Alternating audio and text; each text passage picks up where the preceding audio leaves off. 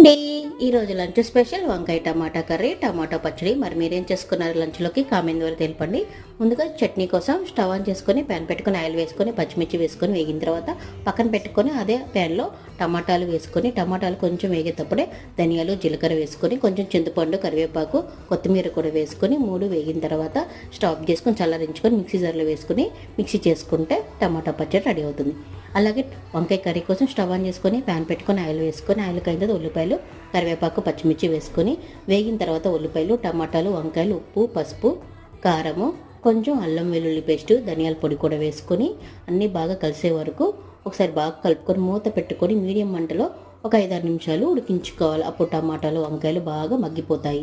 ఇలా ఉడికించుకుంటే కూర వాటర్ లేకుండా మంచిగా మగ్గిపోతాయి. టేస్ట్ కూడా చాలా బాగుంటుంది. అలాగే చివరిలో కొంచెం కొత్తిమీర కొంచెం గరం మసాలా కూడా వేసుకొని స్టవ్ చేసుకుంటే వంకాయ కర్రీ రెడీ. ఇలా సర్వ్ చేసుకుని చాలా టేస్టీగా